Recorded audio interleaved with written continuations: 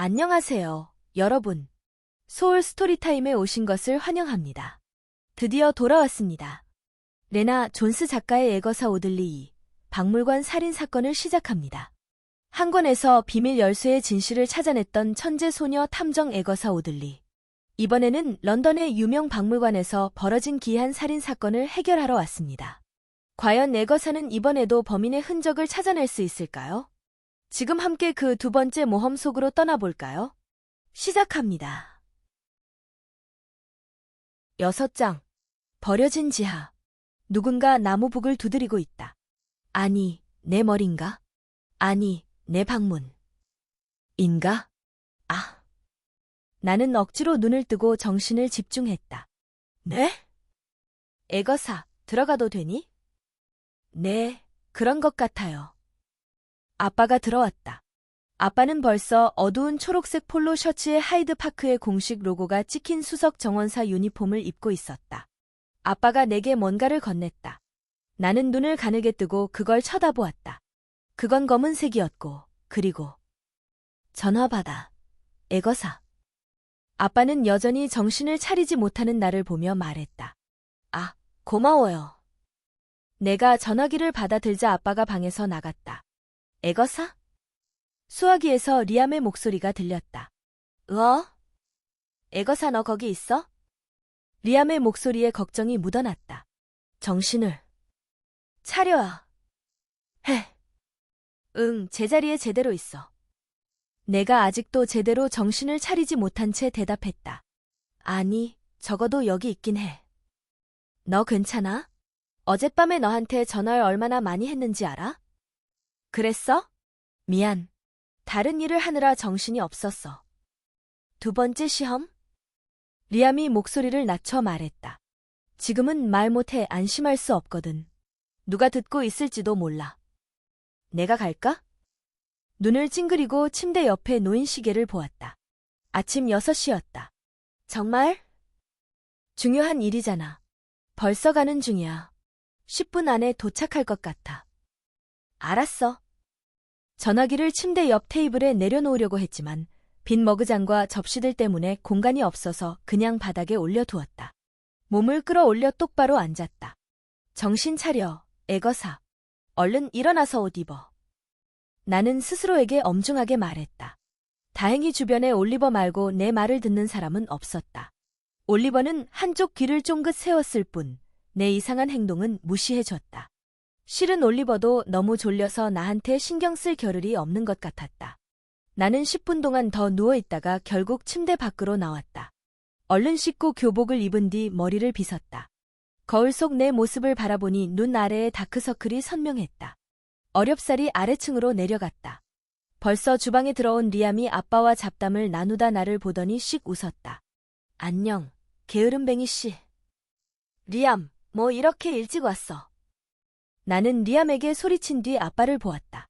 먹을 거 없어요. 나는 아빠의 기분을 살폈다. 새벽 동안 일자리 제한 메일을 받은 건 아닐까? 물론 있지. 그것도 엄청 많아.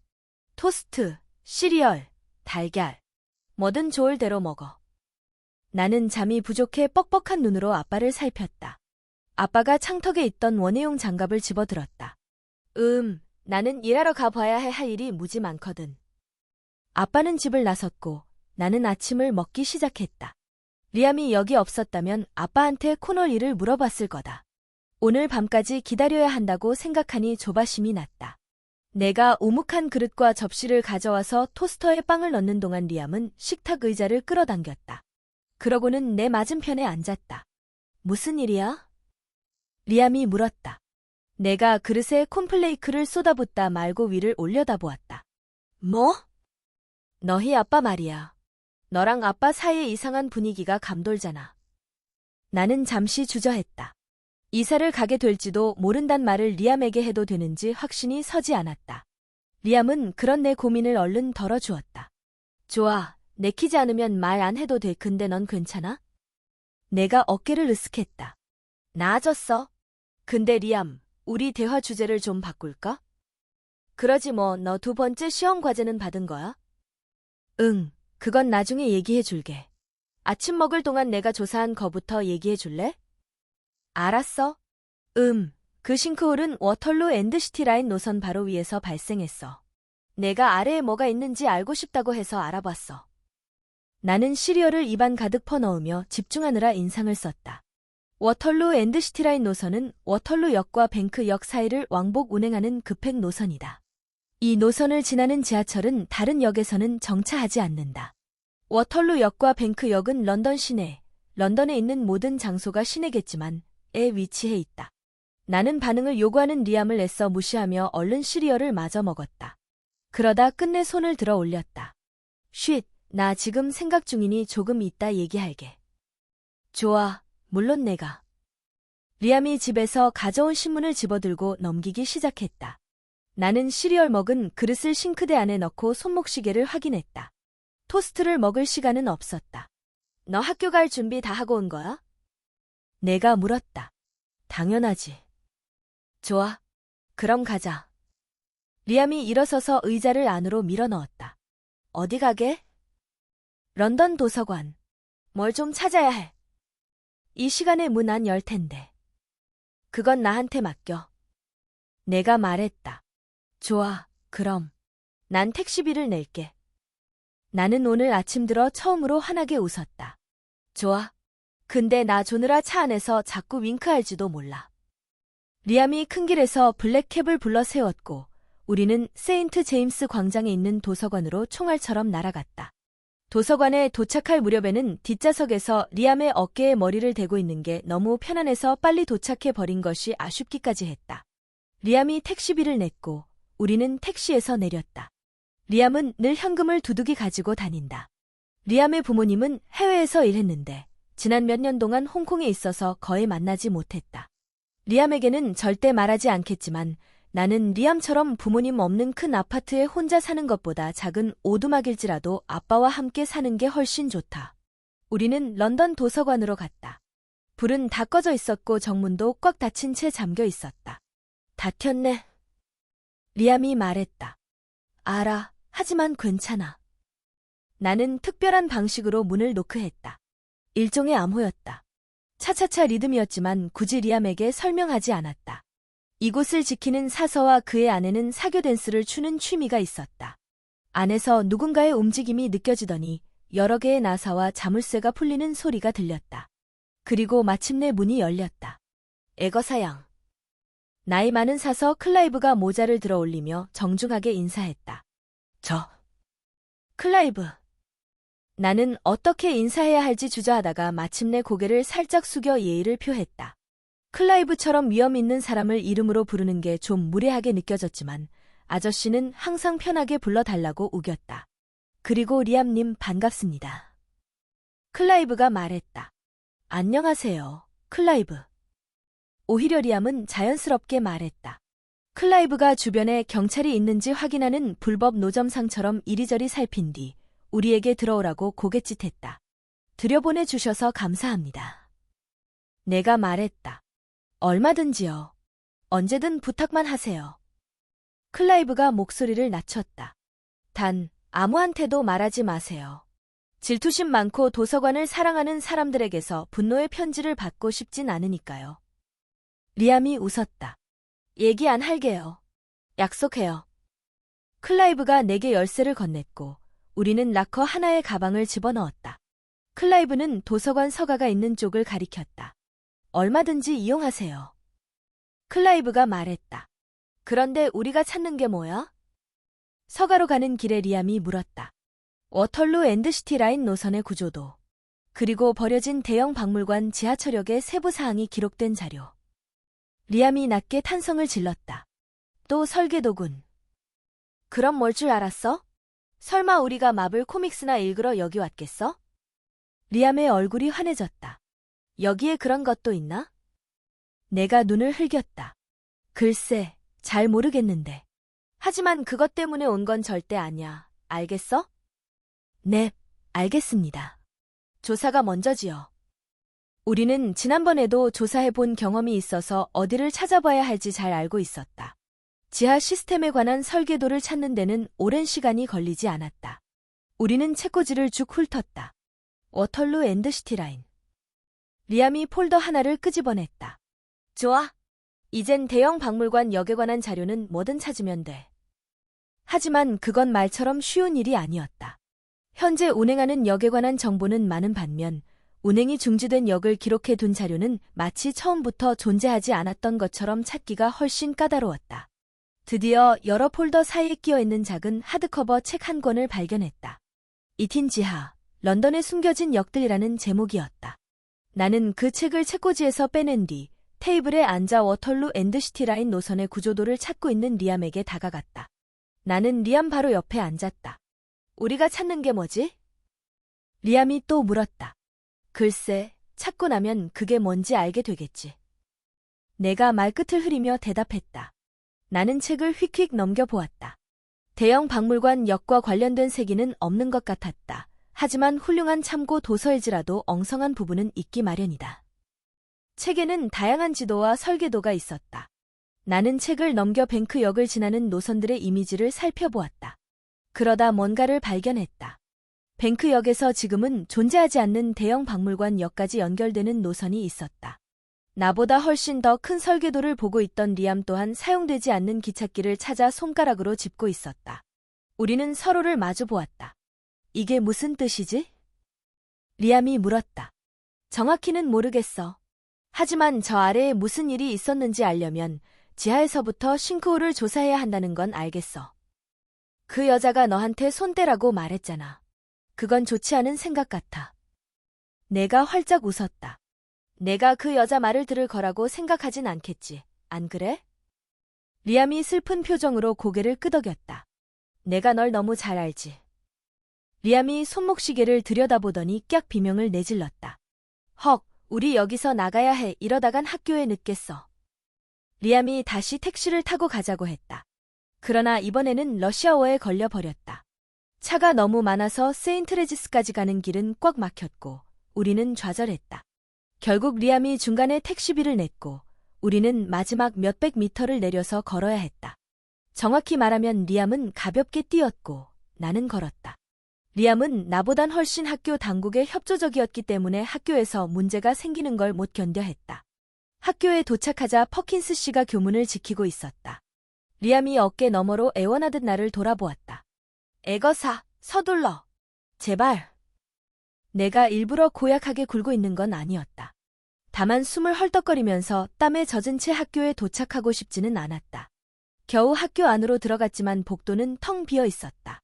너 어디 들어갈 거야? 자습 아니면 조례? 리암이 물었다. 나는 문에 귀를 대고 하그레이브 박사가 우리의 복장과 외모에 스스로 자신감을 가지는 게 얼마나 중요한 일인지 웅얼거리는 소리를 들었다. 다 저기 있네. 내가 문을 가리키며 귓속말했다. 우리는 홀 밖에서 기다리다가 애들이 쏟아져 나올 때 자연스럽게 섞여 들어갔다. 생각보다 쉬운 걸. 브리아나가 무리를 뚫고 나왔다. 여기 있었구나. 너희들 자습 시간에 혼났다며. 아닌가? 거기 있었으면 안 혼났을 거야. 브리아나가 인상을 썼다. 거기 있었다고 혼이 안 났을까? 아무튼 학교에 왔다고 보고하러 갔었어? 아니, 아직. 리암이 공포에 질린 얼굴로 말했다.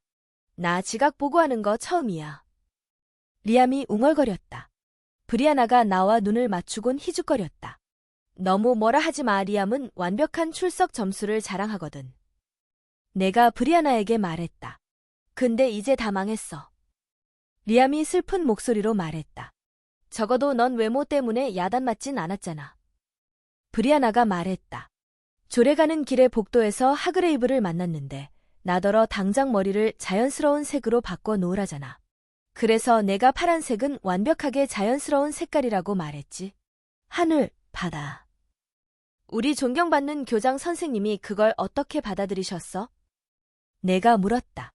브리아나가 슬픈 듯 고개를 저었다. 별로 안 좋아하셨지, 물론. 저런. 얼른 교무실에 가보자. 리암이 말했다. 브리아나에게 인사를 하고 리암의 손에 이끌려 당장 교무실로 갔다. 우리는 교무 직원에게 혼쭐이 났다. 리암은 모범생이라 타이르는 수준에 그쳤지만 지금 무슨 수업이니? 직원이 우리에게 물었다. 수학이에요. 리암이 말했다. 진짜? 내가 중얼거렸다. 난 늘 수학 수업에 갇혀 허우적대는 것 같아. 그건 지옥을 뜻하는 말일지도 몰라. 자, 그럼 이제 가봐. 직원이 단호하게 말했다. 리암이 나를 데리고 서둘러 복도를 통과했다. 우리는 교실에 도착했고 리암이 곧장 안으로 들어가 내가 따라 들어갈 수 있게 문을 잡아주었다. 라오군, 오들로 양 수업에 들어와 줘서 고맙구나. 수학 선생님인 파텔 씨가 말했다. 죄송합니다. 파텔 선생님. 우리는 예의를 차려 사죄했다. 나는 수업 시간 동안 파텔 선생님이 내주신 계산 문제를 푸느라 내 작은 회색 세포의 한 부분을 썼고 나머지 부분은 눈앞에 닥친 사건을 되새기는 데 사용했다. 곧 점심시간이 찾아왔다. 학교에서 보내는 시간을 견뎌낸 나 자신이 신기할 정도로 하루는 너무 길고 지루하기만 했다. 나는 식당으로 갔고 우리처럼 이상한 아이들만 앉는, 아무도 우리만큼 이상하지는 않지만 유배지에서 리암과 브리아나를 만났다. 애거사, 너 우리 얘기 듣고 있어? 브리아나가 물었다. 뭐? 너 아까부터 사라를 엄청 째려보고 있잖아. 브리아나가 말했다. 헉! 난 몰랐어. 너 나중에 쟤랑 체육 수업 같이 하지 않아? 가슴이 철렁 내려앉았다. 머리에 투구를 쓰고 징 박힌 부츠를 신고서 무시무시한 막대기를 들고 뛰는 라크로스 게임이 나를 기다리고 있었다. 사라 레스본이 그제야 떠올랐다. 나 좀 다쳤다고 말하고 수업에서 빠질까? 내가 절망에 차서 말했다. 그러기 힘들걸. 브리아나가 말했다. 작년에 피오나 루이스가 다리 다쳤을 때도 도티 선생님이 별표 네트볼 하게 했잖아. 별표 7명의 선수로 구성된 두 팀이 상대 팀의 골대에 공을 던져 넣어 득점하는 스포츠. 에이, 설마 그랬으려고. 리암이 끼어들었다. 피오나한테 물어봐. 덫에 걸린 토끼처럼 계속 절룩거렸어. 브리아나가 말했다. 내 생각엔. 리암이 계속 뭔가를 말하려 했다. 봐, 저기 있네. 직접 물어보면 되지. 피오나. 야, 피오나. 다들 부러워하지만 정작 본인은 싫어하는 길고 빨간 머리를 가진 피오나 루이스가 멀쑥한 모습으로 식판을 든 채 멈춰 섰다. 에? 쟤들한테 너 다리 다쳤을 때 도티 선생님이 너한테 어떻게 했는지 얘기 좀 해줘. 피오나가 눈을 굴렸다. 도티가 아픈 나한테 억지로 네트볼을 시켰어. 얼마나 우스꽝스러웠는지 몰라. 난 다쳤을 때도 네트볼은 잘 못했단 말이야. 너희들이 그 장면을 봤어야 했는데. 코트에서 풀쩍풀쩍 뛰다가 걸려서 넘어지고 난리도 아니었어. 아파 죽는 줄 알았다고. 피오나가 멀어지자 브리아나가 리암을 돌아보았다. 이제 내 말 믿겠어? 리암의 얼굴이 창백해졌다. 가끔 난 이곳이 너무 무서워. 어떡하지? 날 죽이려 할 거야. 내가 울부짖었다. 누구? 도티? 리암이 말했다. 야, 지금 사라 얘기하는 중이잖아. 브리아나가 말했다. 아. 리암이 인상을 썼다. 걔가 기분이 좋을지도 모르잖아. 개학 첫 주니까. 맞아. 그리고 걔 요즘 시간 날 때 노숙인 보호소에서 일 돕는 것 같던데 좀 나을 수도 있어. 브리아나도 말했다. 난 죽었다. 내가 투덜거렸다. 나도 그렇다고 봐. 브리아나가 말했다. 나는 체육 수업에서 가까스로 살아남았다. 사라 레스본이 자기 친구 모두를 끌어모으는 바람에 운동장에 있는 모든 여자아이가 내게로 곧장 달려왔다. 도티 선생님은 언제나 그렇듯 눈치채지 못했고 운동에 젬병인 내가 선생님의 눈에 띌 가능성은 거의 없었다. 사라가 발을 내밀어 나를 넘어뜨리려 하자 나는 드디어 올 것이 왔다고 오히려 고마워해야 할 지경이었다. 올여름은 날씨가 더웠는데도 운동장은 있기로 부드러웠다. 나는 눈을 감은 채 될 대로 되라고 포기해버리고 싶은 유혹을 느꼈다. 그 순간 어디선가 발이 날아와 내 배를 강타했고 나는 그 기회를 놓치면 안 된다는 걸 직감했다. 나는 다리를 절면서 그때까지도 도티 선생님은 내게 눈길을 주지 않았다. 부상을 치료받으러 양호실로 향했다.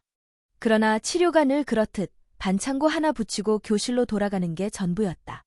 나는 가정 수업에 들어갔다. 수업 시간에 내가 만들고 있던 별표 펠트 토끼는 어느새 별표 다스베이더를 닮아가고 있었다. 리암이 몸을 숙여 계속 귓속말을 했다. 내가 내 아버지다. 나도 같이 낄낄거렸다. 별표 모직이나 털을 압축해서 만든 부드럽고 두꺼운 천. 별표 스타워즈의 악역 중 하나.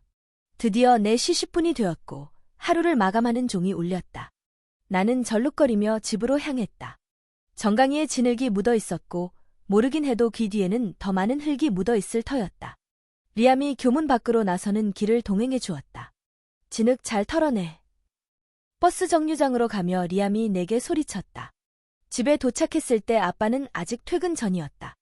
나는 뜨거운 물로 샤워하며 상처를 씻어냈다. 네트볼 게임이 그렇게 거칠 수 있다고는 상상도 못했다. 이제 한번 해봤으니 충분히 알 것 같았다. 아빠가 새 일자리를 받아들이기로 결정했는지 오늘 저녁에는 말해줄 텐데 그 전까지만이라도 생각을 떨치려 애썼다. 몸에 묻은 물기를 잘 닦고 방으로 올라가 네이비색 줄무늬 보트넥 티셔츠와 짙은 칠부 청바지를 입었다. 목에 빨간색 실크 스카프를 메고 책상 앞에 앉았다. 주의를 돌릴 만한 일이 필요해서 내가 조사하고 찾아낸 박물관 살인 관련 자료들과 사용하지 않는 역과 워털루 앤드시티 라인 관련 자료들을 찬찬히 되새기기로 했다. 나는 노트북을 열고 리암이나 내가 놓쳤을지도 모를 정보를 찾아 구글에 검색했다. 새로운 정보를 찾는데 실패한 나는 이번엔 조합이 내준 과제로 관심을 돌렸다. 지금까지는 A와 B라는 글자를 단서로 찾았다. 그것만으로는 할 수 있는 게 많지 않았다. 알파벳의 시작 부분이라는 것 외에는 아무것도 떠오르지 않았다. 나는 사전을 가져와서 앞발으로 시작하는 단어들을 훑어보았다. 별표 앱솔루트, 별표 어비즈멜, 별표 에브러커데브러가 있었지만 특별한 의미는 없어 보였다. 별표 앱솔루트, 완벽한. 별표 어비즈멜, 최악의. 별표 에브러커데브러, 주문. 단어를 찾는데 너무 몰두한 나머지 3시간이 훌쩍 지나간 것도 몰랐다. 8시 반경이 되어서야 아빠가 부르는 소리가 들렸고 나는 화들짝 놀랐다. 애거사, 아빠 왔다. 이리로 좀 내려올래? 드디어 내가 런던을 떠날 것인지 말 것인지 결정되는 순간이 왔다. 나는 최대한 시간을 끌며 계단을 매우 천천히 걸어 내려갔다. 슈레딩거의 고양이라는 사고 실험이 생각났다. 슈레딩거라는 과학자는 이렇게 말했다. 독이 든 플라스크 상자에 고양이를 넣어둔다. 상자를 열지만 않는다면 고양이가 중독되었는지 아닌지 알 길이 없다. 그러므로 어떤 면에서 그 고양이는 살아있으면서 동시에 죽어있기도 한 것이다. 마찬가지로 나도 상자를 열지만 않으면 코널로 이사를 갈 수도 있고 런던에 머무를 수도 있다. 그래서 나는 이도 저도 아닌 이 시간을 최대한 늘리고 있었다. 계단 끝에서 아빠가 나를 기다리고 있었다. 아빠, 늦었네요. 내가 말했다. 할 일이 많았어. 잡초가 기승을 부릴 땐데 면접 때문에 일을 많이 못해서 바빴어. 아빠가 거실을 가리켰다. 저리로 가자. 나는 아빠보다 먼저 걸어가 소파 끝에 앉아 손톱을 물어뜯기 시작했다. 아빠가 소파 오른편에 있는 안락의자의 자리를 잡았다. 아빠, 얘기하기 전에. 내가 이야기를 시작하려는데 아빠가 말을 꺼냈다. 아가, 난 내가 불행한 건 절대 원하지 않아. 내가 손을 저어 아빠의 말을 막았다. 아빠, 죄송해요. 아빠가 갑자기 새 일자리 얘기를 하면서 코널로 이사해야 할지도 모른다고 해서 그냥 놀란 것뿐이에요. 내가 너무 못되게 굴었죠? 아빠가 바닥을 내려다보며 말했다. 그럼 이제 충격에서 좀 벗어난 것 같으니 말인데. 내 생각은 어떠니? 나는 강한 전기 충격을 받은 것처럼 가슴이 찌릿했다. 정해진 거예요. 그리 가기로 했어요? 아빠가 놀란 얼굴로 위를 올려다보았다. 당연히 아니지. 너하고 의논도 하지 않고 그럴 순 없잖아. 그래도 아빠가 제안을 받긴 했잖아요. 내가 재촉하듯 말했다. 아빠가 고개를 끄덕였다. 정말 멋져요, 아빠. 고맙구나, 아가. 그럼 넌 그래도 괜찮겠니? 코널로 이사 가는 거 말이야. 잘 모르겠어요. 내 말은. 아빠가 그런 기회를 갖게 된 건 정말 기뻐요. 그건. 죄송해요. 뭐가 뭔지 너무 복잡해요. 브리아나와 리암, 그리고 이 집, 다른 모든 것을 떠나는 일이니까요. 예, 충분히 생각할 시간을 갖자꾸나. 아빠가 자리에서 일어났다. 너 배고프겠다. 오믈렛 어때? 좋아요. 내 차례 아니에요? 아냐, 괜찮아. 내가 할게. 나는 다른 곳에서 내가 과연 행복할 수 있을지, 리암이나 브리아나와 엄마의 무덤이 없는 곳에서 잘 적응할 수 있을지 생각하며 거실에 앉아 있었다. 코널에 가서 좋은 점은 아직 두 가지밖에 없었다. 맑은 날이 더 많고 공해는 덜하다는 것, 시간을 내서 장점을 더 찾아봐야 할 것 같았다. 잠시 뒤 올리버가 방 안으로 들어와 내 다리에 몸을 비벼댔다. 올리버를 들어 올려 무릎 위에 앉히자 올리버는 큰 소리로 가르랑댔다. 윽, 올리버. 너 정어리 냄새나. 올리버는 내가 책망하는 줄도 모르고 기뻐서 어쩔 줄 몰라 하며 내 손에 머리를 들이밀었다. 아니, 나더러 어쩌라고. 나 조합시험을 끝내야 해. 아직 하나가 남았어. 박물관 조사도 해야 한다고. 운행이 중단된 그 역에서 뭔가가 벌어지고 있는 게 틀림없어. 올리버가 맞장구를 치듯 야옹거리며 울었는데 이상하게 위로가 되었다. 마침내 아빠가 저녁을 먹으라며 주방으로 나를 불렀다. 나는 무릎에서 올리버를 살며시 들어 올려 온기가 남아있는 내 자리에 앉혀주었다. 올리버는 구슬프게 울었지만 두 번 맴돌더니 금세 잠들어 버렸다. 내 오믈렛은 치즈와 베이커트 빈즈가 들어간 것으로 몇 년 전에 내가 우연히 찾아낸 특별한 레시피대로 만든 것이었다. 그런데도 별로 먹고 싶지가 않았다. 내가 쟁반에 놓인 음식을 바라보는 동안 아빠는 공원 이야기와 정원사 둘이 결혼하게 된 이야기를 들려주었다. 나는 그 두 사람 다 아주 좋아했지만 지금으로선 그들을 위해 마음껏 기뻐해 줄 수 없었다. 아빠가 기대에 찬 표정으로 나를 바라봐서 어쩔 수 없이 대꾸했다. 멋지네요. 아빠가 신이 나서 고개를 끄덕였다. 두 사람 공원에서 웨딩 촬영을 할 거야. 멋지지 않니? 멋지네요. 한참 동안 침묵이 흐른 뒤 아빠가 말했다. 애거사, 난 내게 가장 좋은 걸 선택하고 싶어. 그거 알지? 고개를 끄덕이며 웃으려 했지만 나도 모르게 쟁반에 눈물이 뚝 떨어졌다. 죄송해요. 이거 나중에 먹어도 돼요? 물론이지. 고마워요, 아빠. 나는 주방에서 거의 뛰다시피 나왔다. 아빠에게 좋은 기회가 될 수 있는 일에 이렇게 비참한 기분을 느끼는 내가 싫었다. 나는 왜 아빠의 행복을 진심으로 빌어줄 수 없는 걸까? 나는 2층에 도착해 방문을 열었다가 문간에서 그만 얼어붙어 버렸다. 방에 뱀이 가득했다. 본능적으로 뒷걸음질한 뒤 다시 문을 닫았다. 나는 어쩔 줄 몰라서 문 앞에 서 있었다. 가슴이 두방망이질했다. 뱀이라니. 도대체 뱀들이 어떻게 들어온 거지? 분명 누군가 내 방에 침입했을 것이다. 남자인지 여자인지는 모르겠지만 그 사람이 아직 여기 있으면 어떡하지? 아빠한테 가야 했다. 그러나 순간적인 호기심이 나를 압도했다. 나는 심호흡을 몇 번 내쉰 뒤 문을 천천히 밀어 열었다. 사람은 없었다. 속으로 여러 가능성을 따져보면서 가슴을 진정시켰다. 물론 지금 이 상황은 위협일지도 모른다. 하지만 문지기 조합에서 낸 세 번째이자 마지막 과제일 수도 있었다. 나는 가만히 서서 가장 가까이에 있는 파충류를 노려보았다. 뱀의 등에 흰색으로 뭔가 그려져 있었다. 그렇다면 이건 시험이 틀림없었다. 조합에서 위험한 동물들을 내 침실에 가져다 놓았을 리는 없다고 나는 확신했다. 그래도 신중하기 위해 그것들이 어떤 종류의 뱀인지 알아내려 했다. 눈을 감고 채널 변경을 해서 영국에 서식하는 여러 뱀을 떠올렸다. 풀뱀은 길이가 1.3m에 달할 정도로 매우 크지만 해롭지는 않다. 살무사로 알려진 뱀은 더 작지만 최대 75cm 정도, 독성이 있으며 등에 지그재그 무늬가 있다.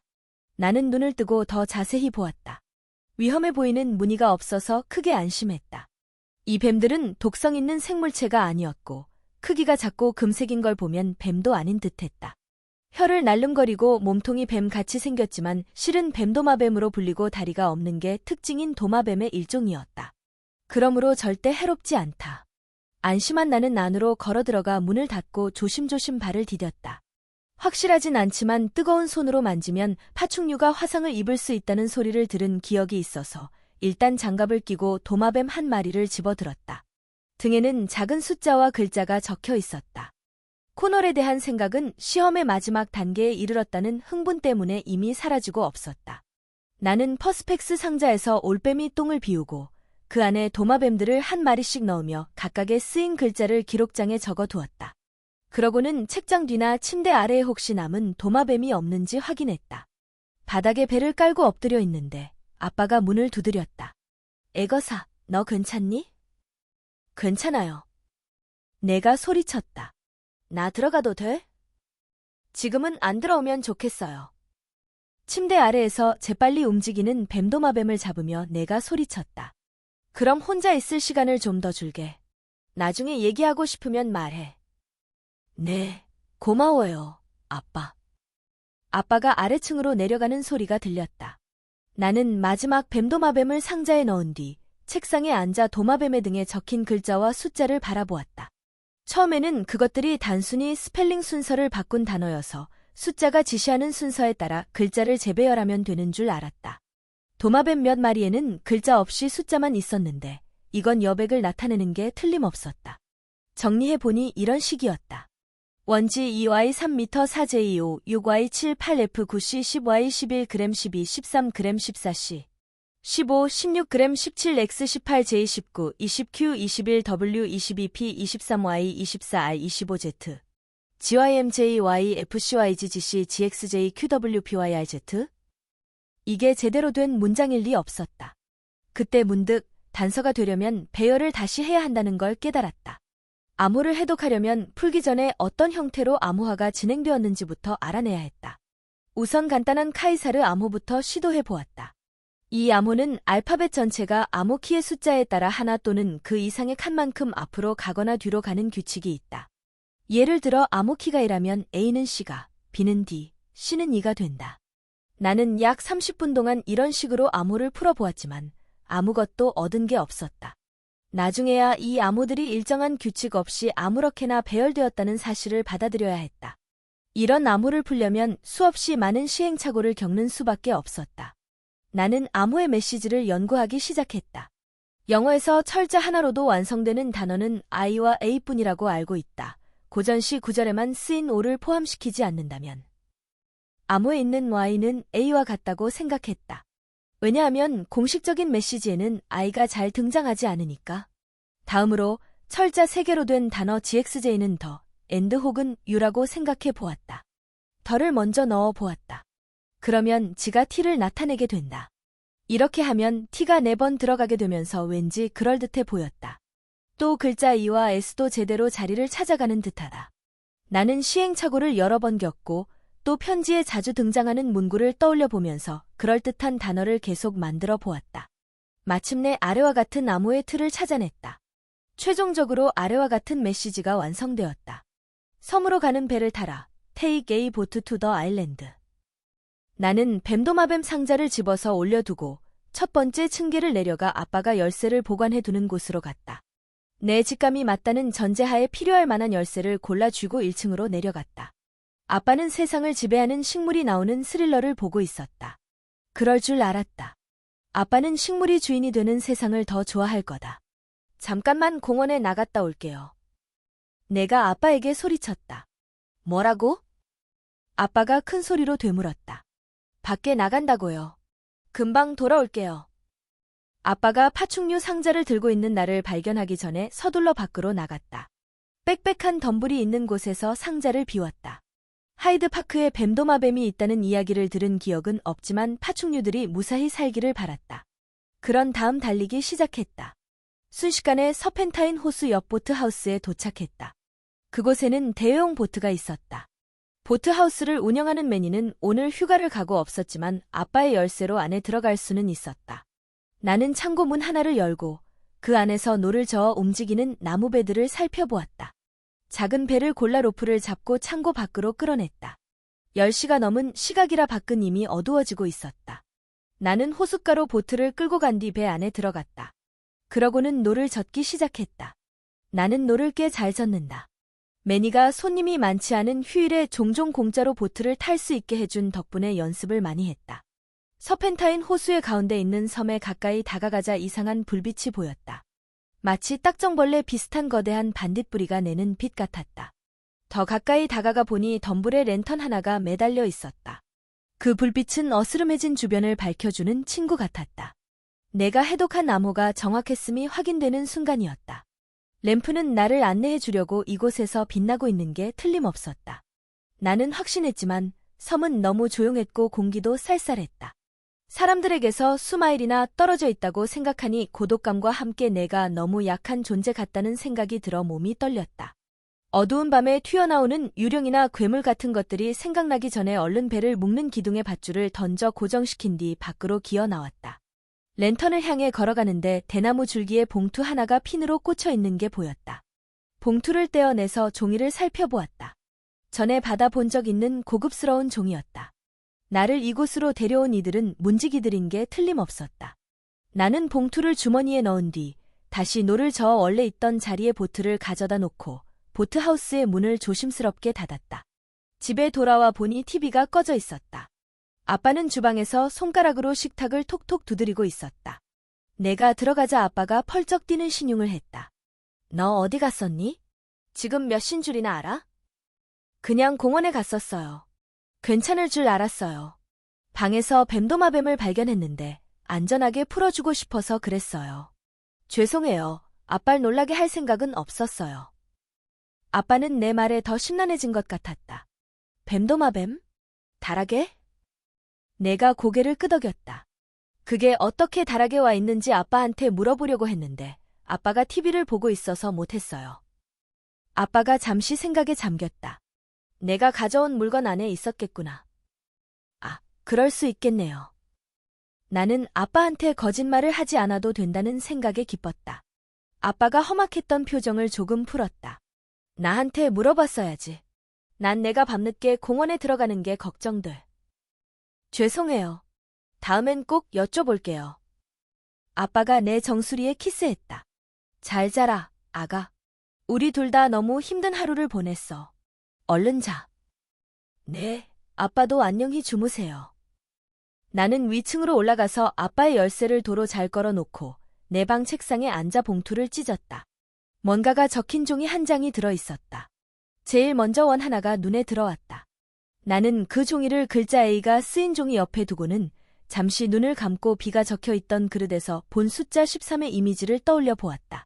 그렇다면 이건 원이 아니라 알파벳 O일지도 모른다. 즉 내가 가진 단서는 A와 B, 그리고 O가 되는 거다. O 아래 단어가 적혀 있었다. 주고받기. 종이 맨 아래에 이런 문장도 있었다. 자정까지 여유를 주겠다. 손목시계를 확인했다. 11시 5분이었다. 관자놀이가 팔딱팔딱 뛰는 게 느껴졌다. 시간이 별로 없었다. 알파벳 ABO로 단어를 만들어낼 수 있었다.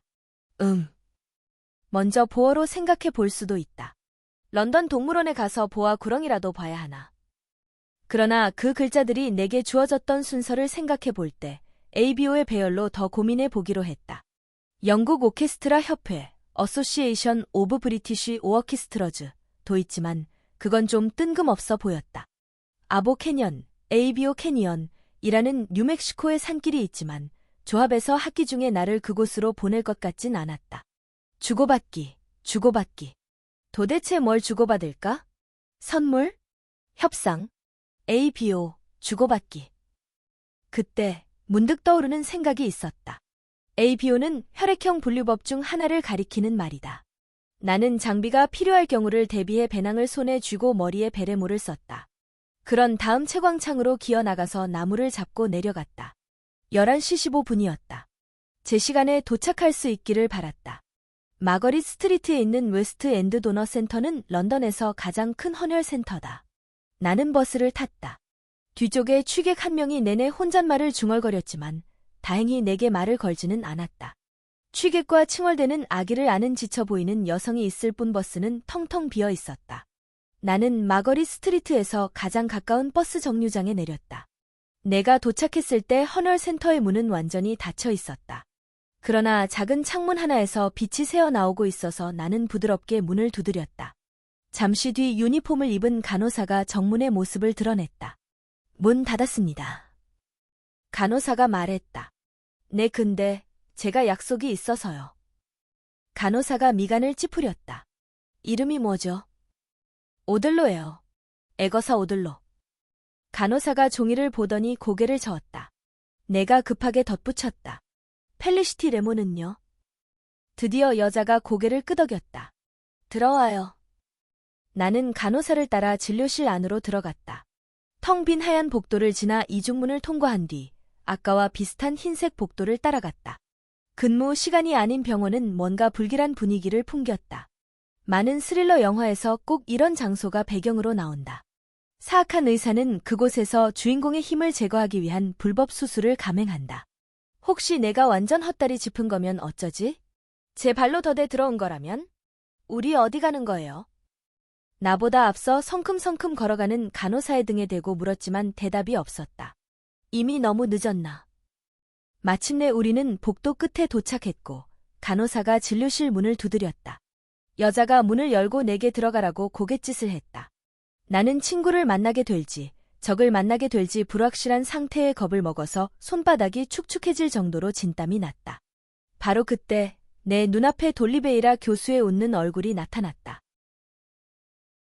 자, 여러분. 오늘은 레나 존스의 에거사 오들리 박물관 살인 사건 6장까지 함께 들으셨습니다. 박물관 속에 숨겨진 비밀과 에거사의 추리가 점점 더 흥미진진해지고 있네요.